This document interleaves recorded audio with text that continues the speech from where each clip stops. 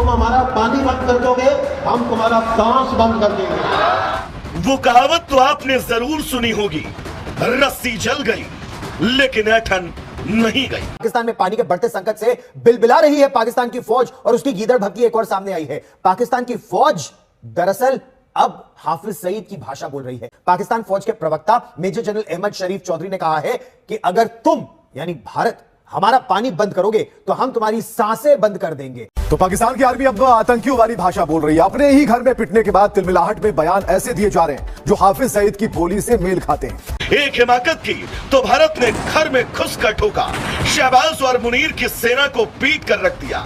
थर थर कांप रहा पाकिस्तान घुटने पर आ गया और आखिर में सरेंडर करना पड़ा। लेकिन पाकिस्तान गीदड़ भभकी देने से बाज नहीं आ रहा, बोली भी आतंकियों वाली निकल रही है।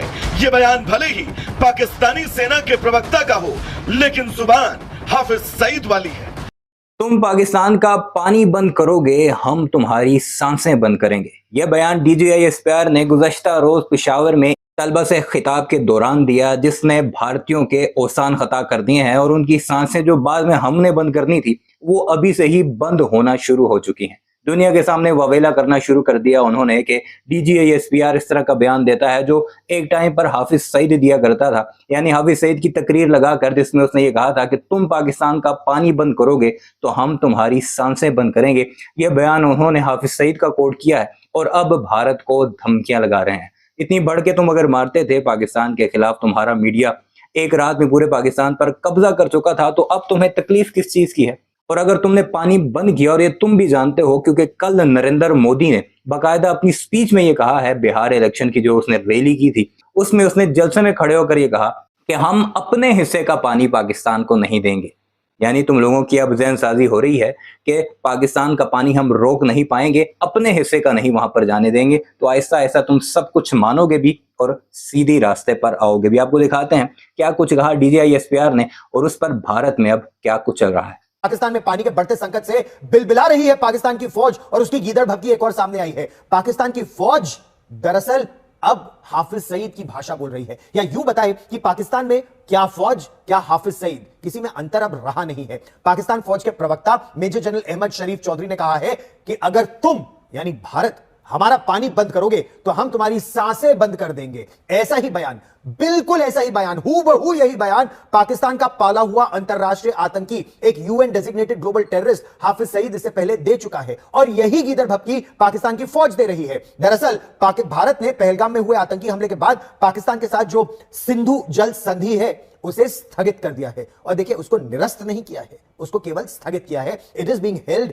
इन abeyance, it has not been cancelled. Pakistan जाने वाले जो पानी का ज्यादा इस्तेमाल अब भारत जम्मू कश्मीर और लद्दाख के लोगों की भलाई के लिए कर रहा है, जो हमारा अधिकार है। यही नहीं, भारत ने यह भी साफ कह दिया है कि पाकिस्तान जब तक जमीनी कारगर कदम नहीं उठाता कि वो भारत के खिलाफ जो आतंकवाद है उस पर ठोस कार्रवाई कर रहा है, तब तक सिंधु जल समझौता स्थगित ही रहेगा। दरअसल कुछ ही समय में धान की बुआई होनी है। भारत अपनी नदियों पर बने बांध से जो इन बांधों में सफाई की आवश्यकता है वो डीसिल्टिंग का काम करा रहा है। हम आपको उसकी तस्वीरें भी दिखाएंगे और उसका क्या असर पड़ रहा है पाकिस्तान में वो भी दिखाएंगे। भारत ने अपने बांधों में पानी कितना भरना है, कितना तेजी से छोड़ना है, कब रोकना है, कब छोड़ना है, अब इससे बांधों का जो गाद है ना उसकी सफाई बेहद जरूरी हो जाती है ताकि बिजली उत्पादन भी बढ़ सके, क्योंकि पानी में मिट्टी जमा हो जाती है तो बांध में डीसिल्टिंग लगातार करना बहुत जरूरी है, उस मिट्टी को निकालना बेहद आवश्यक है।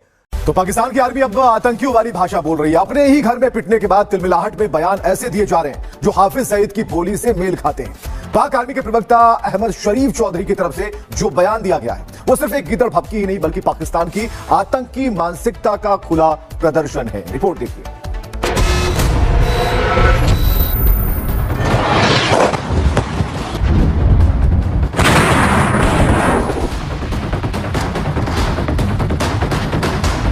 तुम हमारा पानी बंद कर दोगे, हम तुम्हारा सांस बंद कर देंगे। वो कहावत तो आपने जरूर सुनी होगी, रस्सी जल गई लेकिन ऐठन नहीं गई। ये कहावत पाकिस्तान पर पूरी तरह से सटीक बैठती है। एक हिमाकत की तो भारत ने घर में घुस कर ठोका, शहबाज और मुनीर की सेना को पीट कर रख दिया। थर थर कांप रहा पाकिस्तान घुटने पर आ गया और आखिर में सरेंडर करना पड़ा। लेकिन पाकिस्तान गीदड़ भभकी देने से बाज नहीं आ रहा, बोली भी आतंकियों वाली निकल रही है। ये बयान भले ही पाकिस्तानी सेना के प्रवक्ता का हो, लेकिन जुबान हाफिज सईद वाली है। तुम हमारा पानी बंद कर दोगे, हम तुम्हारा सांस बंद कर देंगे। ऑपरेशन सिंदूर में भारत के हाथों पिटे पाकिस्तान को अभी ज्यादा वक्त नहीं हुआ। भारत से रहम की भीख मांगते शहबाज को ज्यादा वक्त नहीं बीता, लेकिन पाक सेना की बोली आतंकियों वाली निकलने लगी।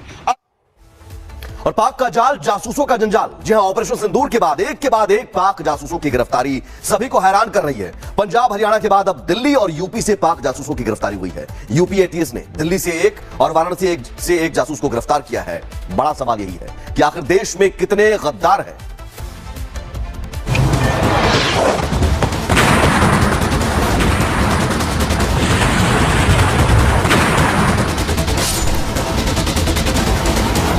जासूस गिरफ्तार, देश में कितने गद्दार। गौर से देखिए इन दो चेहरों को। यूपी एटीएस की गिरफ्त में आए ये दोनों शख्स पाकिस्तान के यार हैं और अपने देश भारत के गद्दार। जी हां, बिल्कुल ठीक सुना आपने, देश के गद्दार, जिन्होंने खाया तो भारत का, लेकिन मातृभूमि का कर चुकाने के बदले ये अपने ही देश के साथ गद्दारी पर उतर आए। लेकिन समय रहते यूपी एटीएस ने इन गद्दारों के चेहरे को बेनकाब कर दिया। दोनों को गिरफ्तार कर पाक का नापाक मंसूबा जिस पर पानी फेर दिया। दिल्ली से हारून गिरफ्तार। यूपी एटीएस ने भारत विरोधी काम करने और पाकिस्तान के लिए जासूसी करने के आरोप में दिल्ली के स्क्रैप कारोबारी मोहम्मद हारून को गिरफ्तार किया है। हारून दिल्ली के सीलमपुर इलाके का रहने वाला है और स्क्रैप का काम करता है। आरोपी पाकिस्तान उच्चायोग में कार्यरत मुजम्मल हुसैन के साथ मिलकर वीजा दिलाने के नाम पर अवैध रूप से धन वसूली करता था। एटीएस को मिली जानकारी के मुताबिक हारून और मुजम्मल हुसैन ने पाकिस्तान को महत्वपूर्ण सुरक्षा जानकारियां शेयर की, साथ ही भारत के आंतरिक सुरक्षा को नुकसान पहुंचाने की कोशिश की। मुजम्मल हुसैन के कहने पर मोहम्मद हारून ने कई बैंक खाते उपलब्ध करवाए। इनमें मुजम्मल हुसैन ने वीजा लेने वाले अपने क्लाइंट से इन खातों में रुपए जमा करवाए। इस धन को देश विरोधी गतिविधियों में इस्तेमाल किया। पूछताछ में पता चला कि हारून की पाकिस्तान में रिश्तेदारी थी, इस कारण वो पाकिस्तान जाने के दौरान मुजम्मल हुसैन के संपर्क में आया। वहीं यूपी एटीएस ने पाकिस्तान के लिए जासूसी के आरोप में वाराणसी से मोहम्मद तुफैल को गिरफ्तार किया। एटीएस ने उसके पास से एक मोबाइल और सिम कार्ड बरामद किया। जानकारी के मुताबिक तुफैल पाकिस्तान के कई लोगों के संपर्क में था। वो पाकिस्तान के प्रतिबंधित आतंकी संगठन तहरीक लब्बैक के नेता मौलाना रिजवी के वीडियो व्हाट्सएप ग्रुप पर शेयर करता था। साथ ही वो गजवाए हिंद, बाबरी मस्जिद का बदला और भारत में शरीयत लागू करने की अपील करने वाले संदेश भी शेयर करता था। तुफैल पर आरोप है कि उसने भारत के कई पर्यटक स्थल, राजघाट, नमो घाट, ज्ञानवापी, रेलवे स्टेशन, जामा मस्जिद, लाल किला, निजामुद्दीन औलिया की तस्वीर और उससे जुड़ी जानकारी पाकिस्तानी नंबरों पर शेयर की।